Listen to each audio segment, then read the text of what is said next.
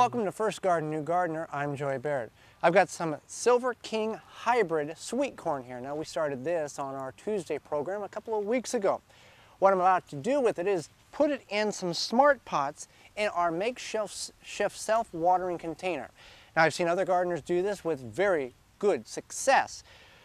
With planting corn, sweet corn that is, you want to do it in a block, whether it is, we're going to put 4 in each container here, or a block in the garden, because as the tassels open up, that tassels pollen in that pollinates the ears, and that's what gives you the kernels.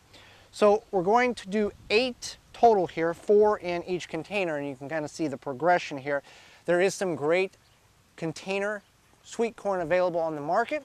This will work just well. Again, you want to make sure you have enough tassels on top that will pollinate the ears, so you want to do it in a block. Corn is a very heavy nitrogen feeder, so what we've done in the bottom of each self-watering or each smart pot here is put about 2 cups of used coffee grounds, and you can top dress these throughout the time of growing, because these will get about 6 to 8 feet tall based on the variety that you decide to try to grow. I feel very confident in this technique. I've seen it done before, and I'm following the same methods that other gardeners have done. So we're going to fill each one of these containers up with certified leaf compost from Sue's. We'll plant our corn, then we'll bottom water, and I'll show you all that as we go. All right, we got them both filled up here. So we're going to take our sweet corn, and I'm just going to quarter them off we're going to make a circle into a square. And the nice thing about these self-watering, or these smart pots, is they air prune the roots. Now what that means is, in a container, as I'll pop one of these corn out and you can see what I'm talking about. In a container, the roots just kind of roll around in a circle, okay? With the smart pot, with the fabric here, this recycled polypropylene is typically what these smart pots are made out of. When the roots hit that, they air prune, which means they hit the side, and they stop growing, but on that root, they open up, and thousands of microscopic roots go ahead and start growing in every other direction. So that's a benefit, because you're getting more and more roots, instead of having it in just a container, plastic container, where the roots will just circle and circle and circle indefinitely until the plant dies or runs out of nutrients. Now that's the nice thing. Now if you don't have smart pots, don't worry about it. You can use recycled polypropylene grocery bags that you normally would get, you use and keep reusing at the grocery store. You can buy them very cheaply, or you may have a bunch that you've just not used or got abundance of. That'll work the same as this grow bag. So what I'm going to do is I'm just going to take 8 of the corn here and just put them in there, same level as they came out of the container. Corn can, it's recommended you just bury it the same height. They do put on some side shoots, but it's nothing that really should be that concerning. Good roots on these for being grown for 2 weeks in a container, or in a cell here. And here's what I'm talking about, the circling of the roots. You can see they've just spiraled and spiraled and spiraled.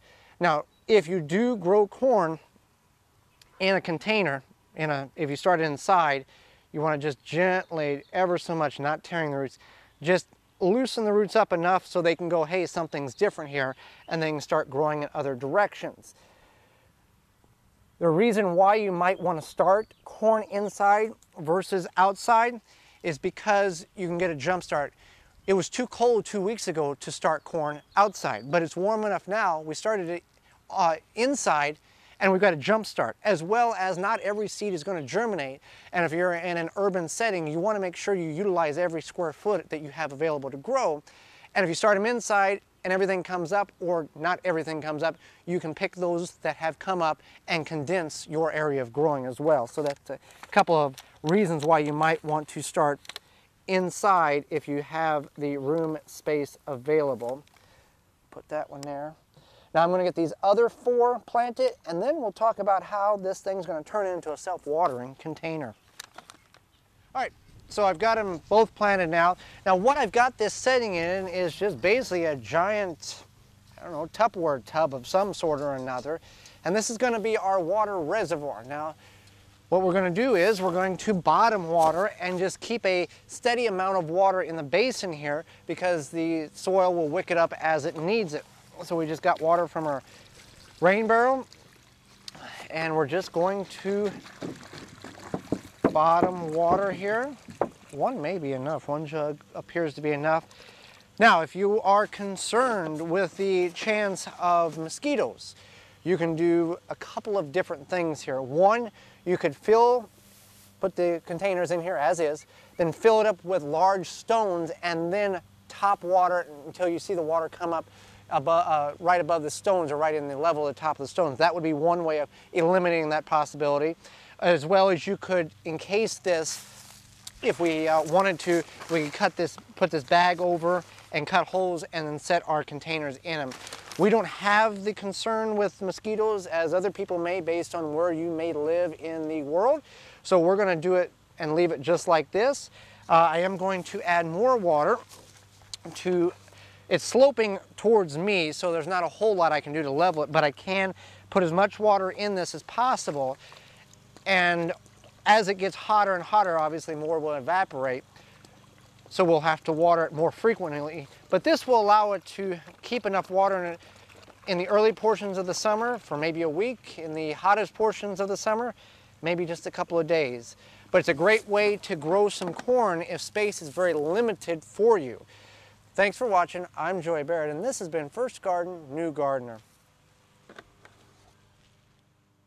For more information, please visit thewiveggardener.com.